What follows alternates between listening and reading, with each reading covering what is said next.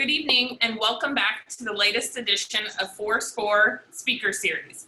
I'm Jamie Stout, the Director of Membership for the Abraham Lincoln Presidential Library Foundation. We're all enjoying these discussions so much that we've decided to make it a permanent member benefit, and so therefore we're branding it Fourscore Speaker Series. We have intentions of offering at least one author a month, as well as some additional added benefits throughout the month. Again, we thank you for the continued support for tuning in. We simply couldn't do it without our members, and we have a very generous sponsor as well tonight, Union Pacific. So again, thank you. Tonight we have the distinct honor to be joined by Dr. Lauren Thompson to discuss her latest book, Friendly Enemies. Dr. Thompson is an assistant professor of history at McWhirter University in Lebanon, Illinois. She completed her PhD at Florida State University and her MA at West Virginia University. Lauren is a specialist in African American history, race and ethnicity in the US, history, Civil War era, American Revolution, labor history, US women's history, and the US surveys. In January of 2019, she received the McWhirter University's Dr. Martin Luther King Jr.'s Humanitarian Award. We're also joined tonight by our very own Dr. Christian McWhirter. He is the ALPLM Lincoln historian. Dr. McWhirter and Dr. Thompson will have a discussion and that we will entertain your questions throughout the night. So please go ahead and type those throughout the night in the Q&A box below, and we will get those answered as many as possible. So please help me welcome Lauren and Christian, and we'll get started.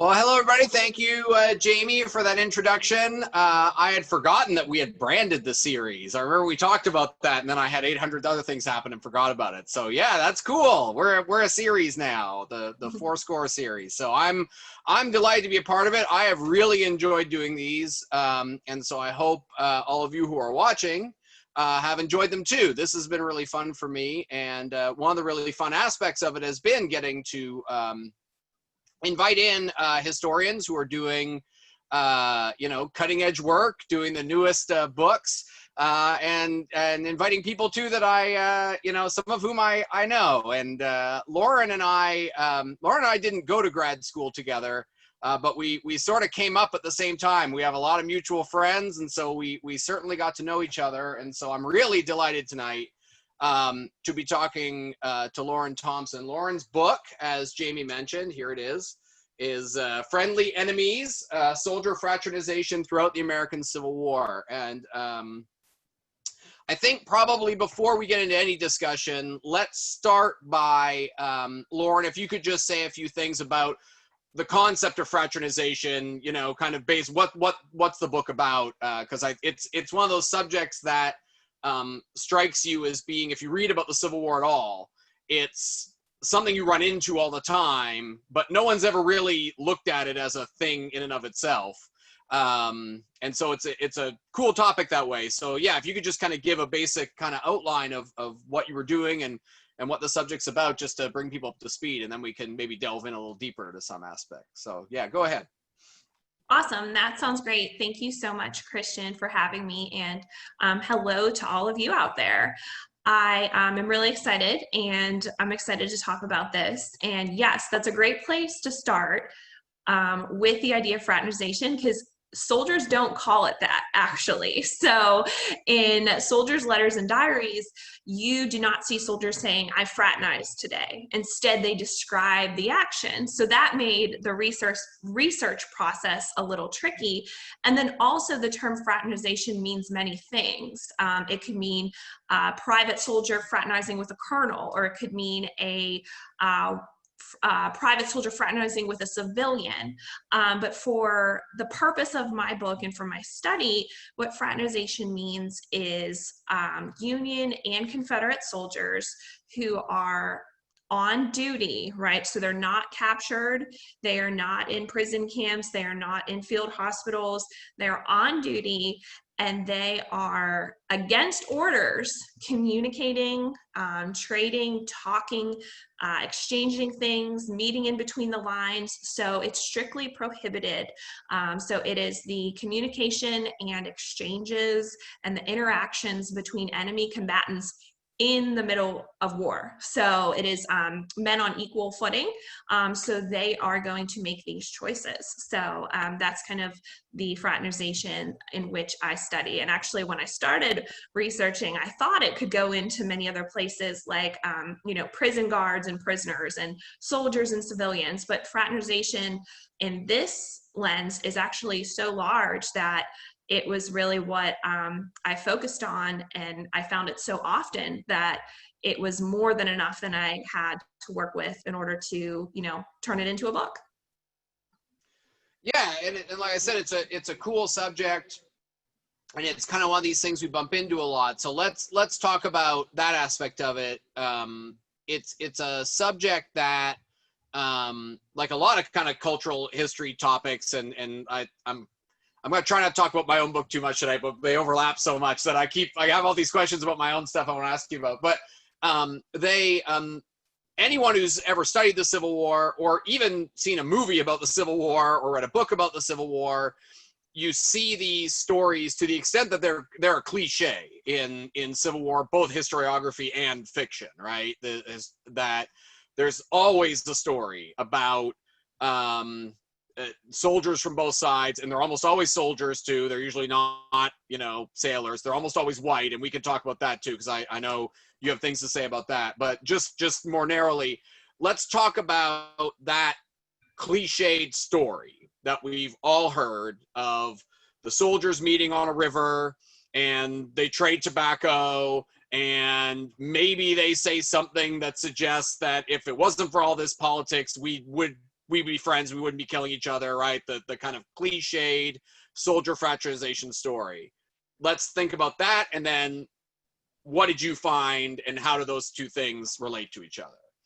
Okay, yeah, that sounds good. So a few of the, I guess you could say, popular depictions of fraternization, actually there's a scene in the movie Gettysburg, and there's also a scene in the movie Gods and Generals.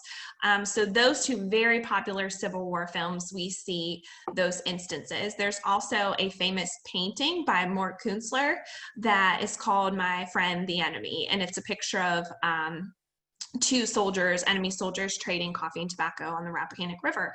And so it is this, I guess you could say, hallmark depiction of a civil war, right? We have men who are speaking the same language.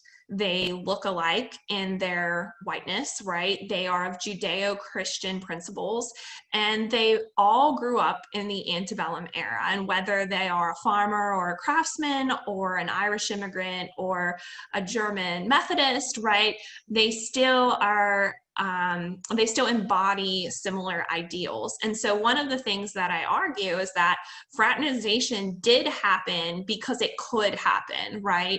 Because men, when they saw each other up close, realized that their circumstances were so similar to that of the enemy, particularly an enemy that they were kind of taught to hate at first, right? And then they have these ideologies of their nation and their state and their masculinity. And then when they find themselves in combat, right, their world is turned upside down, and they are experiencing extreme weather conditions. They are experiencing loss, anxiety, homesickness.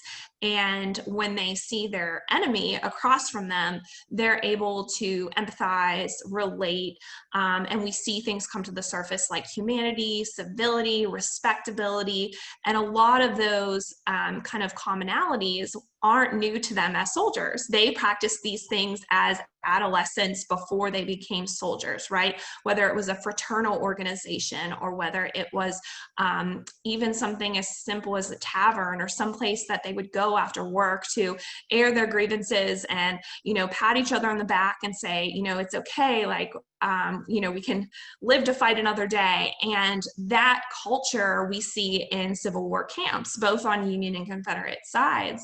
And so what begins to happen throughout the war is that kind of camaraderie and kind of that those homosocial spaces don't just stay on their side. They kind of extend over into the enemy lines, or in those kind of third spaces that are neutral spaces, not Confederate space, not Union space, but kind of this space in the middle. And so we see them develop out of a common culture. And then we also see them develop because their commanders put them out in front of one another for long periods of time. And as we know, the high command watched from the back, right? And so sometimes you might only have a sergeant or a second lieutenant as your officer on the front lines. And so we have a lot of men who are in similar situations outside of the surveillance of officer control. And so that's kind of how it develops in the war. And I think after the war, right, from 1865 through 2020, the cliche notion comes from the idea of the Civil War being a brother versus brother war. There were brothers on both sides. We were states.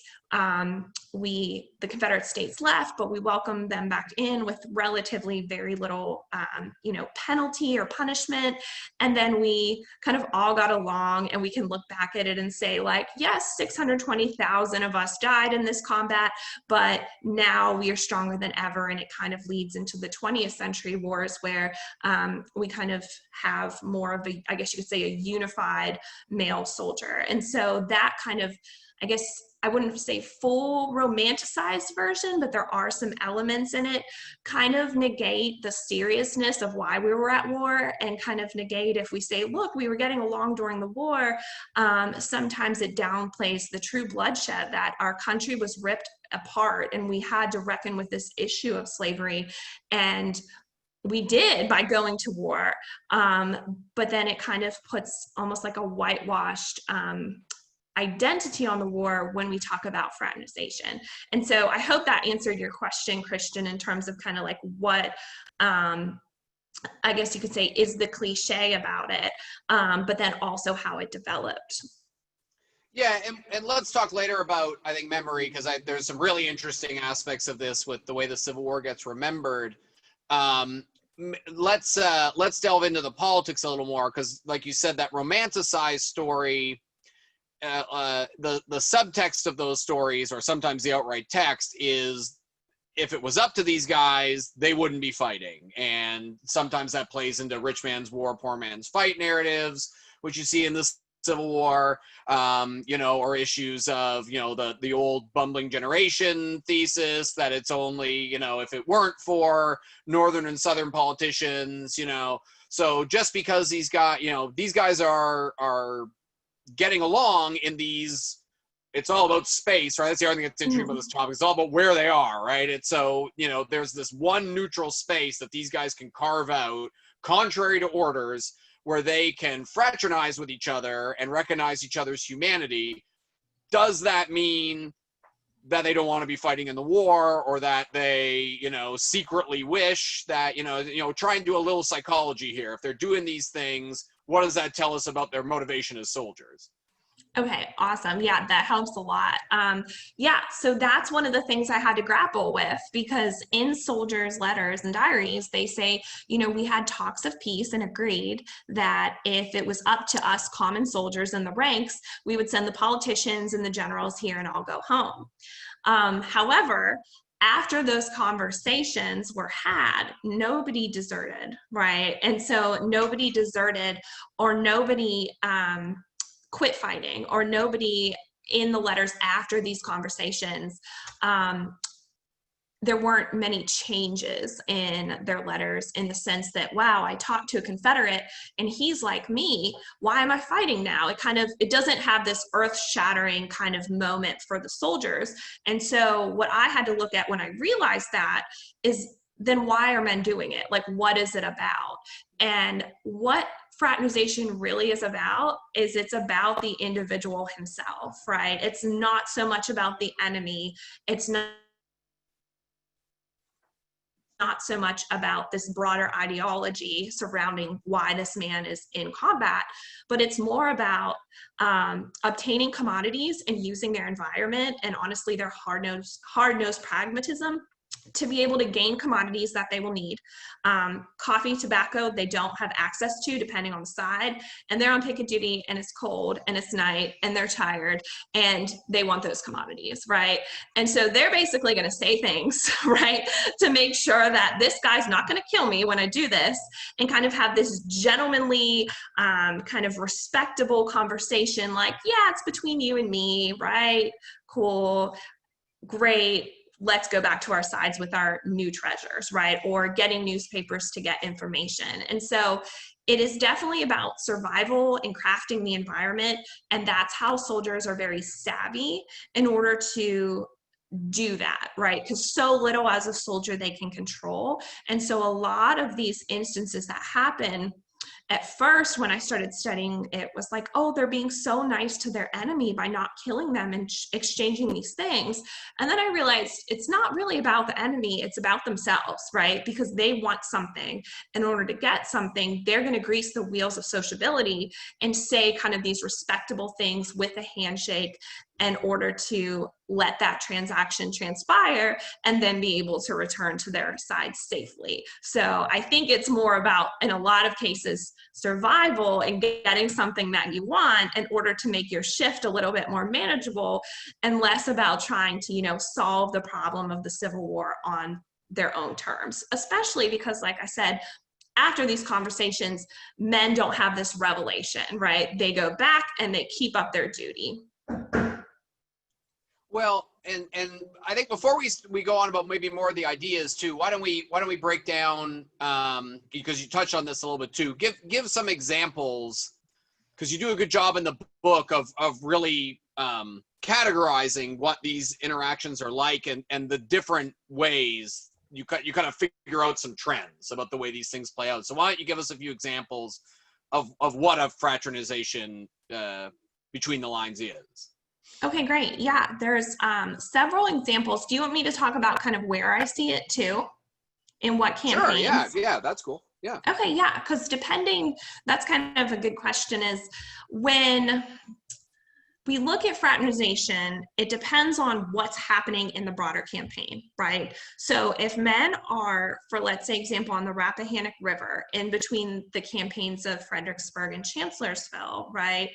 Men are told not to fire when on picket duty. So fraternization is going to be the trade of commodities, right? Like coffee and tobacco, and the trade of newspapers in order to get information, right? Because we have our newspaper side, but if we can find out what the enemy is doing, then we can kind of understand, A, is our sacrifice worth it? B, what are their politicians thinking? C, where are their armies moving, right? So newspapers become a hot commodity because usually the only thing we have other than our own newspapers is rumors. And rumors, as we know, can be very incorrect. And so that's a way to kind of gain commodity. So we see that at places like Fredericksburg. We see it in between the lines on the Chattahoochee River after Kennesaw Mountain. We also see it during before Chattanooga, when Grant's army is kind of besieged in Chattanooga. We see it throughout the war kind of happening. And I kind of call that the gateway fraternization, because that's showing trust and establishing these connections for certain commodities to make your life easier, right? Then we see what I call the survival fraternization. And this is when things get much more serious, because fraternization no longer becomes, hey, I would really like a cup of coffee or a newspaper. This is when it says, hey, if we stop firing, we can live to fight another day. And so the most important kind of life-saving example of fraternization is when soldiers negotiate ceasefires. So what happens actually is this is birthed out of the burial truce, okay? So a lot of generals will say, we have a lot of dead bodies and they need to be buried. So generals will call a ceasefire in order for soldiers to bury their dead, right? Bodies between the lines, like, so combat has ended, there's all these bodies between the lines, right? Yes, right. And unfortunately, the reason that it happens is because they're starting to stink, like they need to bury these men, right? And so they say, you know, from 1 o'clock to 4 o'clock, we are going to have we cease fire and bury our dead, right? But not every unit is on burial detail. So while the units are on burial detail, everybody else is kind of standing around. So what the guys do is they jump in between the lines and start trading and talking and getting to know one another. Enemies, right? These enemies are fraternizing.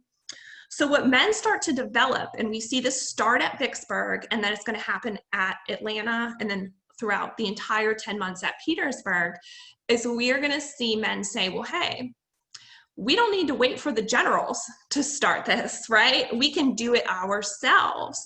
And so what we see begin to happen is that the soldiers are going to call out to the other side, and they're going to say, hey, if you don't fire on us, we won't fire on you. And if we have to fire, like if we're given an order, we will fire 2 warning shots in the air, or we'll fire 2 blank shots, and then the fire will commence. And so this is at different parts of the war, which are sieges, when there are not any breaks in the firing. And if you're out on picket duty in the front line, your head is down the entire time, because bullets and sharpshooters bullets are whizzing by you.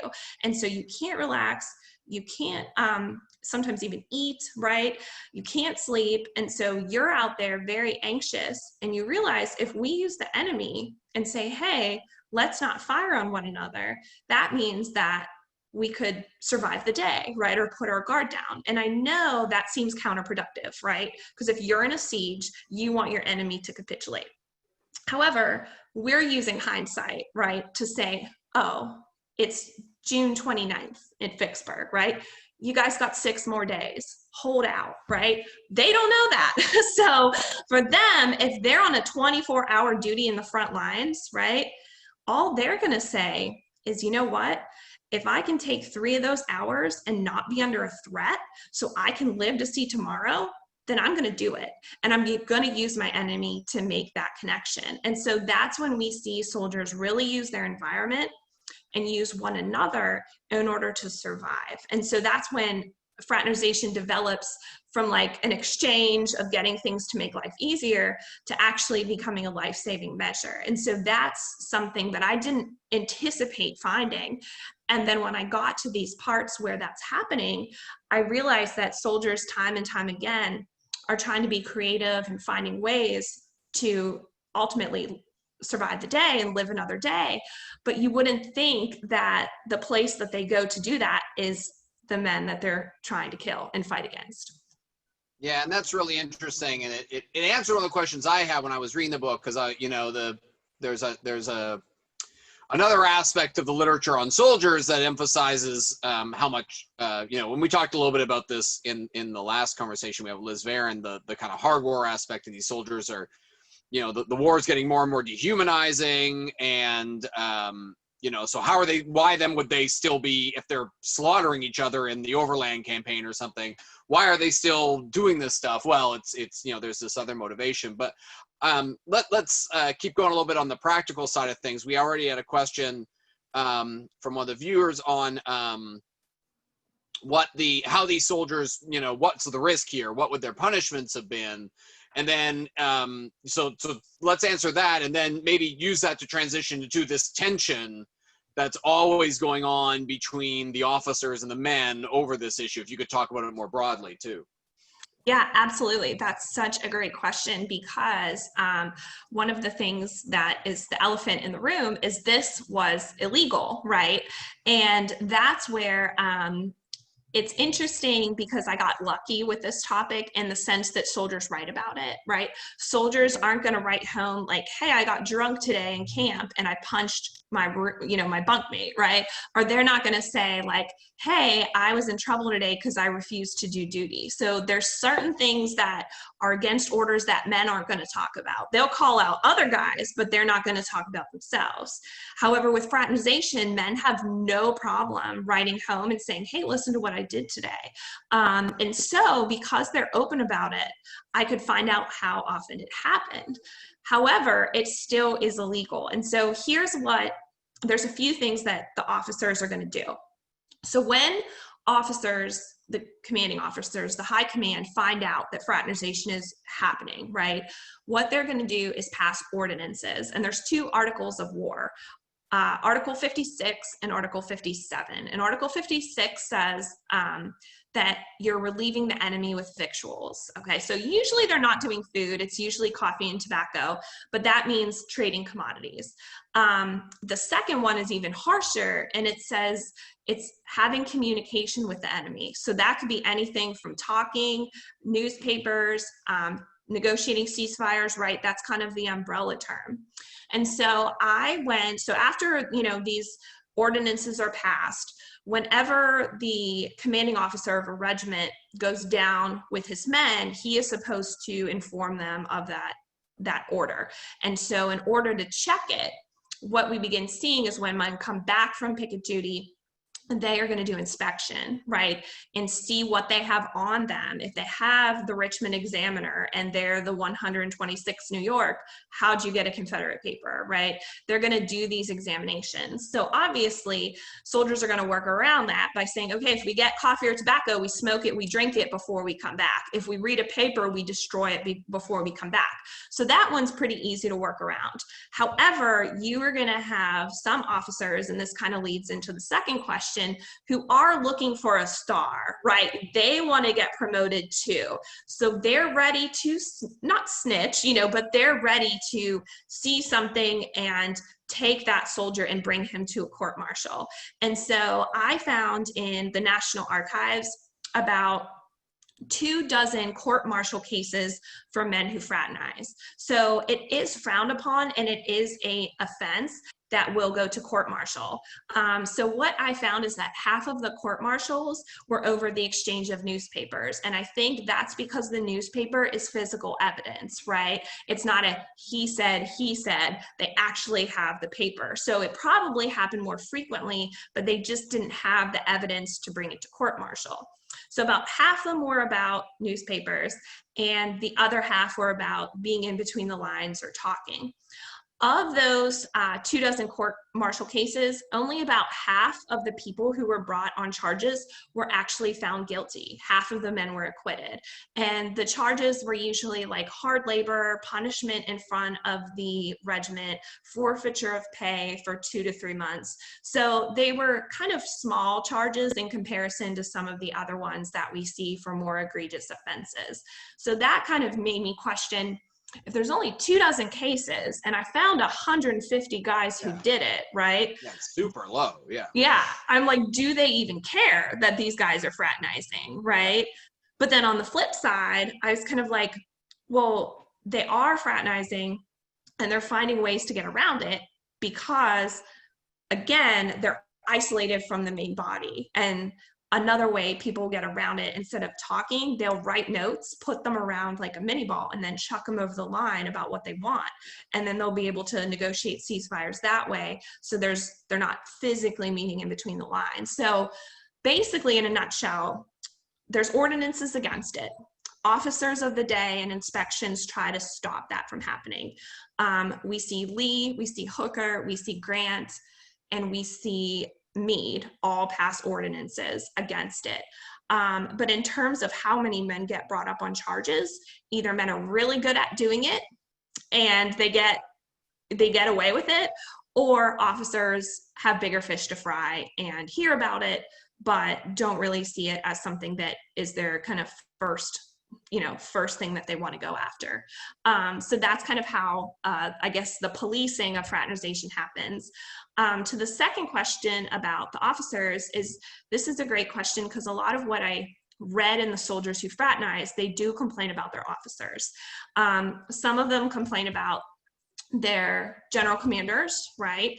Some of them will complain about the lower ranking officers, the one they see all the time. And that is where a lot of their frustration comes from, right?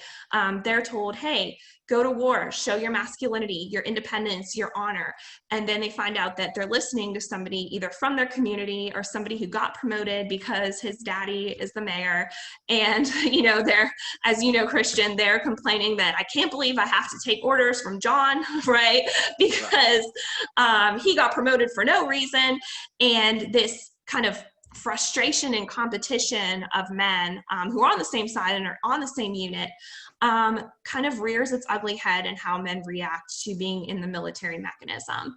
And so sometimes we see men, talk about, some pretty radical things like leaving or drinking or certain things about thinking if they want to soldier anymore. But then some guys do things that are smaller, like fraternization. They complain to their wife about it in a letter. And so the grievances with the small are, with their ranking officers, the men they see every day. It's hard. It's hard for men to kind of deal with this, especially when there is loss in battle, right? Because we feel and we internalize that our life and the loss of our comrades is because of people who are incompetent. And so there is a lot of frustration. And so in my book, I argue that the high command and then the lower ranking officers that soldiers are, dealing with on a regular basis is a lot for these men to, it causes a lot of pressure, it causes a lot of feelings. And one of the way to kind of take the lid off that pressure cooker is to say, screw you, I'm going to go do this. I'm going to break this small role. And we see time and time again with, I wouldn't say with oppressed peoples, but with, masses of soldiers like this, we see small acts of deceit in order for men to feel like they're still in control of their world and they still have autonomy over their bodies. And so I hope that answered that in relation to fraternization. No, yeah, and it was an aspect of the book I thought was interesting because I promised I wouldn't talk about my stuff on music that much, but it answered a question for me because one of the things I found in my research is, Congress makes, I'm only talking about the union side, but, regimental bands are basically made illegal in the summer of 1862. And as far as I could tell, officers just don't enforce that because the soldiers care about these bands so much. And that struck me as really odd, but I think it's part of that same process where these guys are carving out spaces where they can maintain their identity a little bit, they can maintain their humanity, they can show a little bit of disdain for authority, but in ways that aren't severe enough that it's really going to matter very much in the course of the war, or that their officers, it's easy for an officer to turn a blind eye to something like, okay, they went and got some tobacco from the enemy, or okay, they want to have a few guys with trumpets in the unit because they like music, right? Those are things it's easy for an officer to ignore. And so it shows, again, when you study these things 150 years later, these things like military rules, and they look very cut and dry, but on the ground, especially because they're volunteer armies, these massive, there's negotiation going on all the time, right? Yeah, absolutely. So yeah, that was really interesting. I wanted to come back to you. I had a real baseline question for you. You talked about, I forget the precise number of how many incidents you ended up tracking. It was 150. So that seemed low too, though, right? Like that's just how many, like I would imagine, and you can tell me I'm wrong, I would imagine you think this happened a lot more than just 150 times, right? That's just how many you were able to track with the sources, right? Oh yeah. Did you want me to comment on that?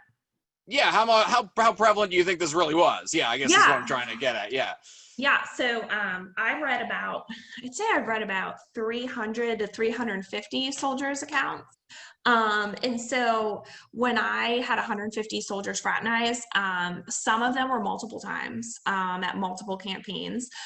Some of them were there witnessing of them, and I wasn't sure if they actually did it or not, right? Like they would say, our boys were on the line today and we exchanged papers with the Mississippians. So to me, I was like, did he do that or did his unit do that? So it was kind of hard. It was a toss up. So yeah, I believe that it happened quite often at the spots, at what I call the hot spots, because a lot of people ask me, like, tell me about fraternization at Gettysburg, tell me about fraternization at Antietam. And I really didn't look at those places because armies were only there for a few days, right? And they kind of get there, they fight, they retreat. And so there's not as much time spent in close proximity to one another. So in the hot spots, like July 14th, which is my birthday, so that's why I loved it. Yeah. July 14th, there's a swimming party between Union and Confederate men and Sherman and Joe Johnston's army in the Chattahoochee on the way to Atlanta, right? And so that is in so many soldiers' accounts that I'm like, that's an incident that happened. Generals commented on it. And so it was one of those things where I knew it happened. A lot of people partook in it. So I only counted that as one soldier because I knew that it had, like, I saw it a bunch, but I only counted it as one incident. And so my statistics might even be kind of lowballed because I didn't want to keep counting like the Chattahoochee swimming over and over and over again. Sure. Yeah. So mine are kind of, I guess you could say, small, but I wanted to, almost count 150 incidences, of fraternization.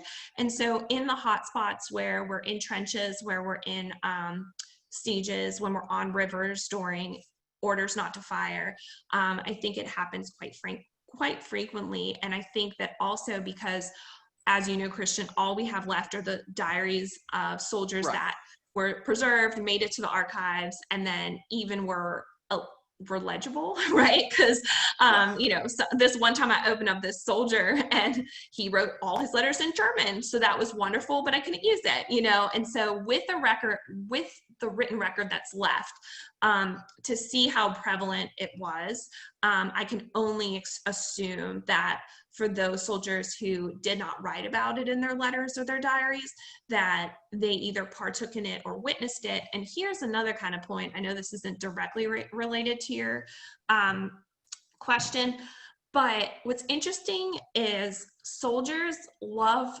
to write in their letters what they see about other people doing things wrong. So they are quick to say, listen to who was brought out in front of the regiment today.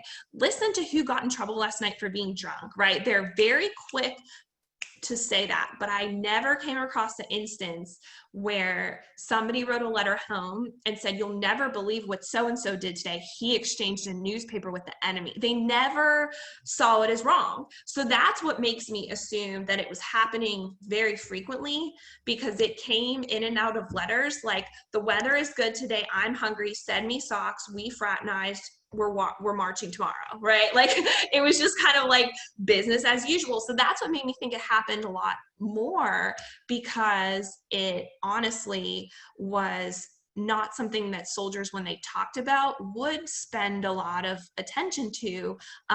It was almost like something that they were seeing on the regular. Well, and again, because I asked, because in the literature, again, these stories are all over the place. So, the assumption you would have going into this subject is anytime one of the things you're good at pointing out is that the circumstances have to be right for this to happen. So it isn't happening all the time, but basically when it could happen, it did. Is that fair to say? Yes, I think so. Yeah, and that's I guess. But let's throw, we mentioned this earlier, but let's throw, a big caveat in that. So what happens when the Union starts enlisting African Americans?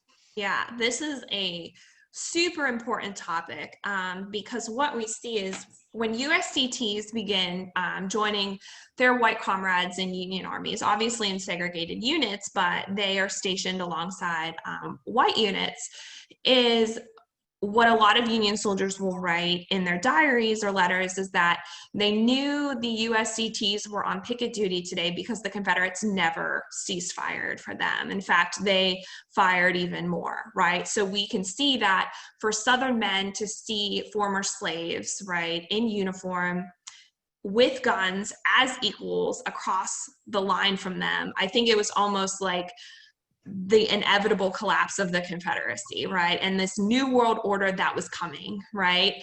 And so they took their frustrations out on the Confederate soldiers. On Black soldiers. Right. But yeah, and so what was frustrating about it is some Union soldiers who fraternized also spoke negatively about their Black soldiers, soldiers of color, their comrades. And so to see, obviously, there's nuances amongst Union soldiers and their beliefs about racial equality, but, you know, especially kind of growing up, my students are all Illinois babies, and I'm like, I know you grow up, you know, and you hear about Lincoln, you know, but kind of both Lincoln, the Union government, and, you know, the US soldiers have very different views on racial equality depending upon who you ask. And so when we see white soldiers fraternizing with the enemy, but then refusing to kind of fraternize or get to know or speak negatively about their comrades of color, it is a rehearsal, or kind of a, I guess you could say, foreshadow of what's to happen in the post-war period, where unfortunately we see white men, white Northern men, kind of come together with their Southern comrades at the expense of people of color. And so that's kind of what we see in the talks of peace, Christian, that you were talking about earlier, how we say, you know, if we were just, you know, came together, we could all go home and this thing would be over, right? So in those conversations, what's never brought up is the issue of slavery, right? And why we're here. Emancipation is never brought up. How Southern states are going to come back, what the terms of those peace are, about inevitably having 4 million freedmen, right? So that's why I think those talks of peace are not only just something to say to be respectable and kind of like a handshake, you know, but also because it sets the tone that we're going to avoid tackling the hard questions of race and kind of the new world after the war. And instead kind of dodge that. And so because we dodge it, it really sets the stage for the post-war world, where we kind of champion kind of a mutual sacrifice, honor, loyalty, bravery, rather than talking about the causes and the consequences of the war. And so the fact that soldiers do it during the war, is kind of, they're the litmus test for society after the war. And so that's why I think USDTs being there really creates this unique moment where Union soldiers have, I guess, this power. Like, how are we going to embrace our comrades of color? And because it's a mixed response, that mixed response is going to continue into the post-war period. Right, and you know, USCTs themselves just don't get to participate in this phenomenon you've described at all, because the Confederates don't even acknowledge their right to be soldiers, right? Yes, absolutely. So they see, you know, they keep up a steady fire. They don't negotiate ceasefire. So fraternization is exclusively for white men. And yeah, and like I said, the implications of that going into the post-war world are obvious, and it's also, like I said earlier too, it's one of the subtexts of these stories sometimes when they show up too, is to kind of negate the politics of the war. We had a specific question somebody just asked, which about the swimming party, which I was also intrigued by when I read the book. Talk a little more about the swimming party and why, if the officers knew about it, why didn't they do anything about it in this particular? It seems like an extreme incident of soldier fraternization. Yes, there's two extreme instances when cavalry soldiers trade horses, and then the Chattahoochee swimming party. And so what happens is on Sherman's kind of push to Atlanta, right? The armies keep moving, hit the right flank, keep moving. And so the Confederate line catches up with the Union line on the Chattahoochee. Now, these men have fraternized at Vicksburg. They have fraternized on the route to Chickamauga. They fraternized at Chattanooga, and they're going to fraternize at Atlanta. So these guys in the Western armies have no shame in doing it, right? And so what happened is the Union soldiers were in the river, right? They were naked, you know, they were bathing. And then the Confederate soldiers came up and saw them, and they literally, like, you know, these are teenage boys, right? They got naked too, and they jumped in the river, and they had a swimming party. and they traded coffee and tobacco. And one of the generals watches it, right? And he's like, and he records in his diary, it's a letter to his daughter, or he records in a letter, he says, "This is one of the strangest sights I've ever seen. I can't believe these men like didn't shoot each other." And I was like, hey, officers fraternize too. So don't pretend like y'all didn't. And then when they do this swimming party, it just kind of shows you like, what we see in this war is that men are able to kind of draw the line between what constitutes the battlefield and combat and what constitutes the camp space, right? And men know it's mid-July in Georgia. We are hot, we are sweaty, we are stinky, we need a break. And so when Confederates saw Union soldiers, and mind you, this is in Georgia, right? This is before Sherman's march to the sea. Even these Confederates were like, we'll let them bathe as long as you let us join. And so I think that's one of those like incidents of war where you're just like, boys will be boys. Yeah, and it's a cool story. I have a very specific cool story for you, question that I wanted to ask. This is the one music thing I promised or myself I would do, because I found all these stories, which you've probably also encountered, of these, you know, what they call the battles of the bands, right? And so the Union would play the Star Spangled Banner, and then the Confederacy would respond, and their bands would play Dixie, and then the Union would play, you know, the Battle Cry of Freedom, and then the Confederacy would play, you know, the Bamboo Flag, and then some band would play Home Sweet Home, and everybody would cry, and they would all sing it together. And in my research, I decided that this probably happened once or twice, but most of the time, if these battles happened, they were proxy wars. They were actually much more bitter, and it was a way to keep shooting at each other without actually shooting at each other. But that was just my idea. I wanted to run this as someone who's done a lot of work then on how these guys are relating to each other, how they're viewing each other across the lines. I wanted to float those stories by you and ask you what your take is on them, because they're also pretty prevalent. They show up a lot in the literature. Yeah, I have seen the Battle of the Bands. I've only come across it at Fredericksburg on the Rappahannock. I'm not sure where else you encountered it, but that was the only place I saw it. The only thing that I saw that was unique was that one time the Union band played Dixie, and then the Southern band played the Battle Cry of Freedom. And so it was kind of like they switched for a minute, which is kind of interesting. I don't know if you came across that ever, because that was like, I really thought for a Northern band to play Dixie, like in Fredericksburg, after they just got their butts whipped, like I thought that really showed that they were just adolescent teens, right, making a joke, because like now we look back like, you played Dixie in Virginia after Fredericksburg. But that was the only thing I saw. But other than that, I agree with you that that might be more of a post-war construction, right? Like, did you see it more in like the memoirs of soldiers after? Yeah, it shows up more in memoirs, and with Dixie, you know, Northerners, it's a Northern song, right? It's invented it's written in New York by a Northerner in 1859. It's a huge hit in the North, and so a lot of Northerners know the song and never really, they resent that it becomes kind of a pro-Southern song, and so that probably explains that story. The most reliable story is Stones River. It happens at Stones River where they play Home Sweet Home, but there's all kinds of Fredericksburg stories too, or there's stories that it happens on the Rappahannock, or it happens on the Rapidan. And so there's a bunch of different versions of this story floating around. And yeah, to me, it seemed more like a construct. So, but I was just curious if it fit at all, because there's no, unlike your stuff, there's no practical benefit. It's purely an emotional connection. It's a way for them to show their shared kind of cultural heritage with each other.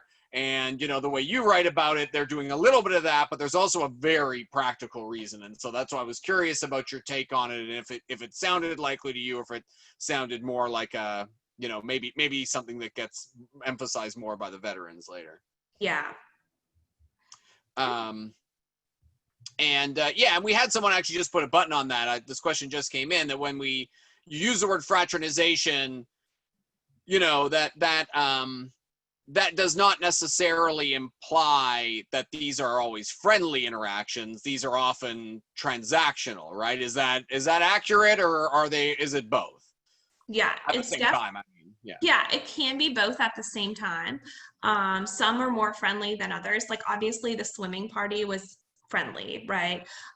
There's a joke that Confederates say to Union soldiers at Fredericksburg that says, hey, good luck getting to Richmond because you have 2 hills to climb, which is DH and AP Hill, a long street to travel, and a stone wall to get over. So that right there is that male banter of like kind of friendliness, but kind of like we beat you, you know. So that is kind of what you were saying, Christian, more of like the cultural kind of jocular American male kind of discourse.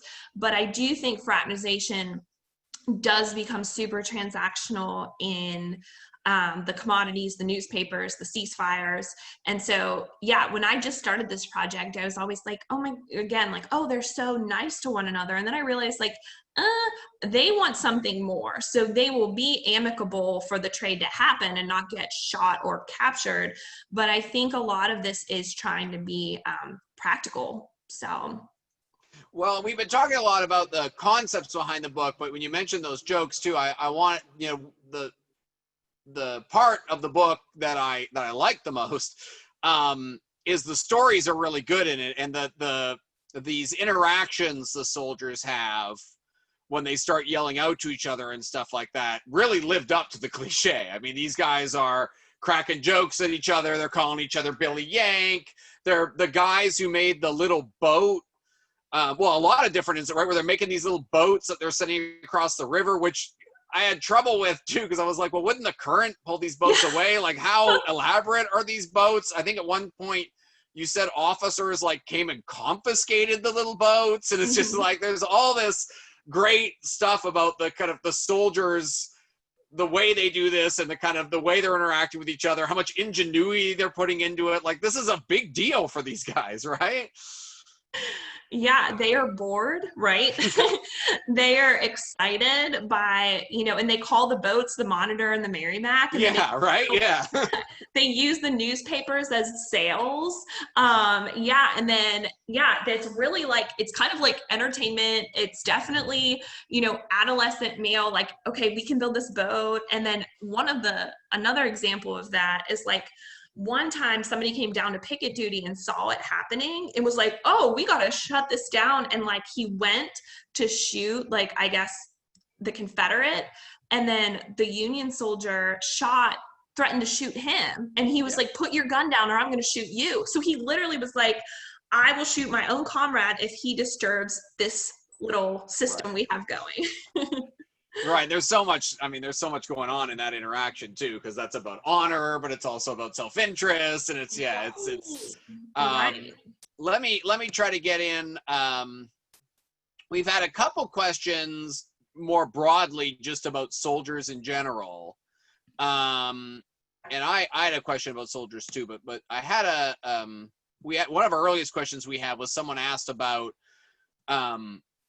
what kind of sports and competitive activities the soldiers did. Now, they didn't do this across lines, obviously, but if you could talk a little about, soldier culture and some of the ways they pass the time, especially about sports, fill us in a little bit.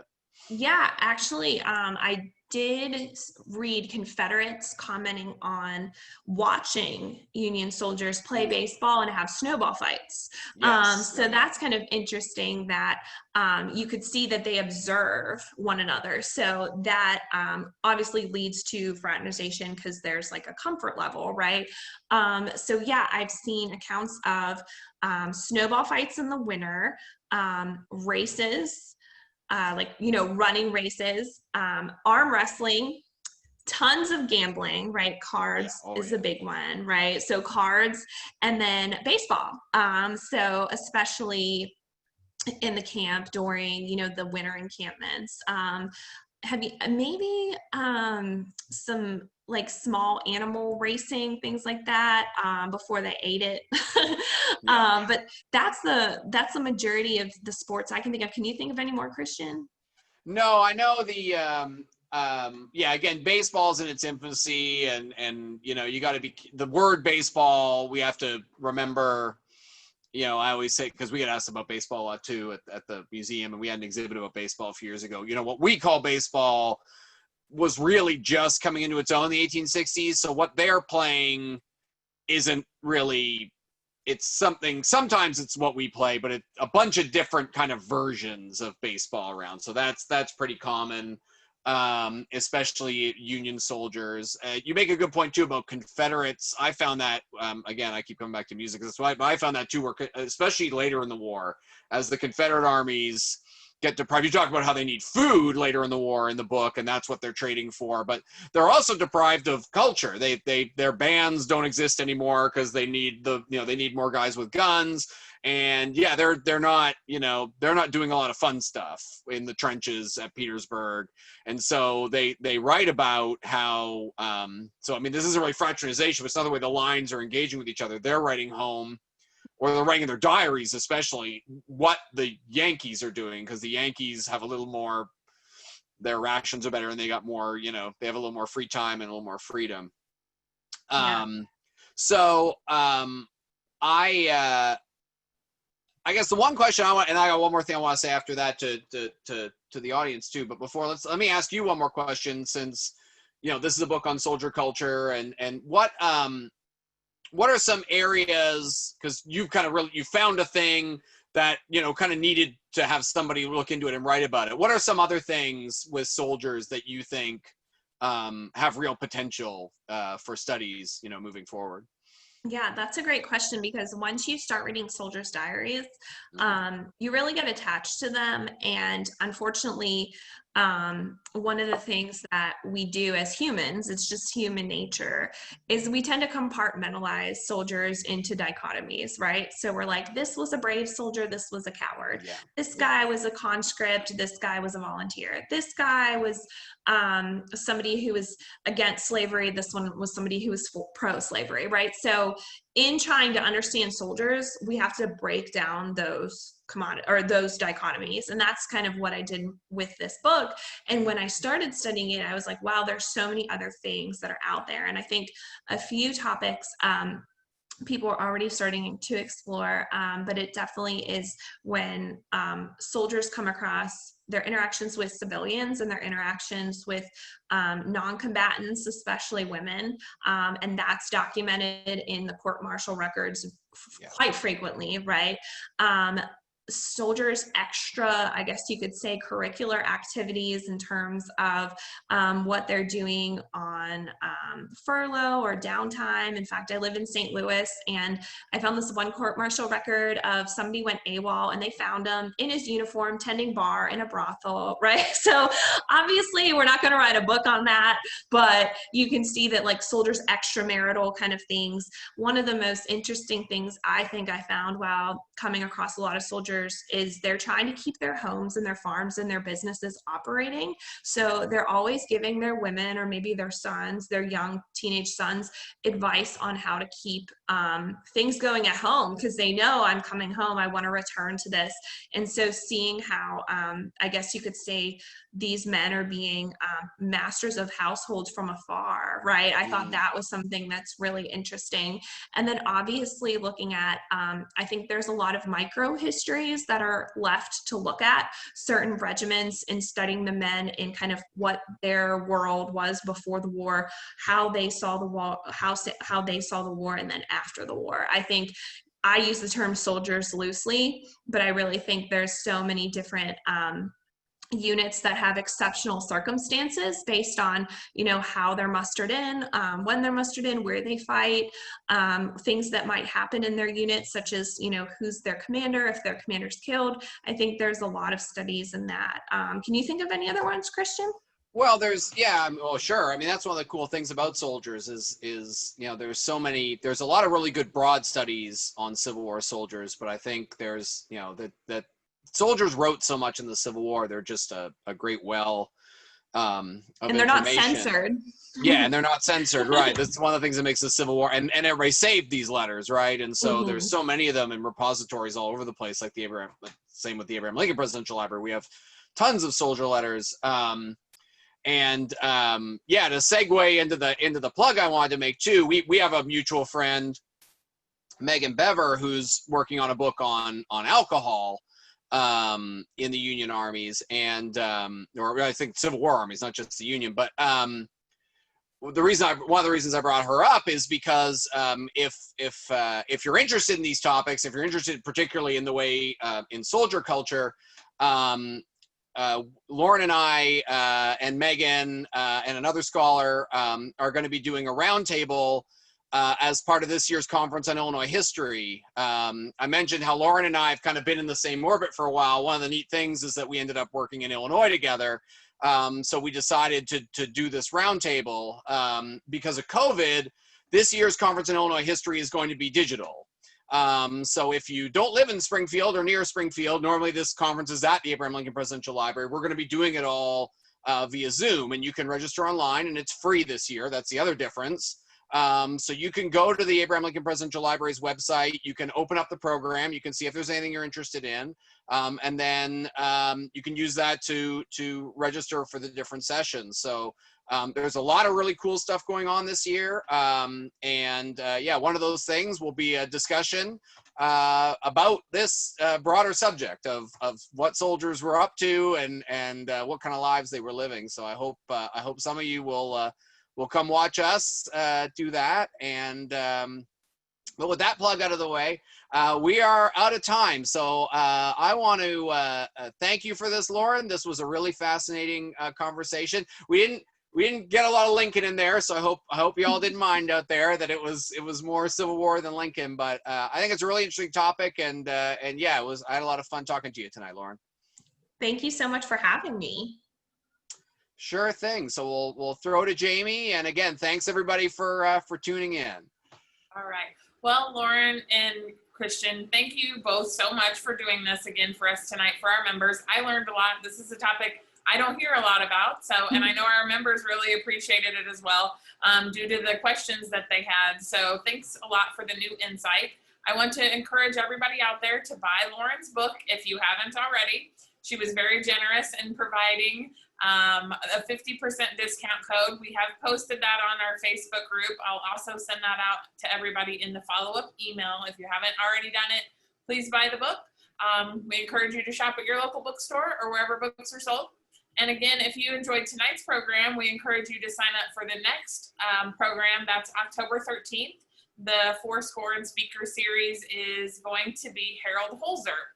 And that's a little different, this upcoming one. It is a fundraiser for the foundation. So you can go to the website, www.alplm.org, to purchase your ticket. The tickets are as low as $25. So you will, you also have the opportunity to have an interaction with Harold as well. So we just really appreciate everybody tuning in for these webinars. Encourage you to sign up for the next ones. We have some already scheduled into January of 2021. So they're going to continue to come. Again, we appreciate the support. This does really help to ensure that Mr. Lincoln's legacy lives on for generations to come and to enjoy. So again, thank you. And as we close out tonight's webinar, again, there's a short survey that will pop up, take you 30 seconds or less. Please take that. It does help us to improve what we're offering for you, for our members. And again, thank you all for joining us, and good night. Thanks. Thanks, Lauren. Thanks, Christian. Thank you all so much.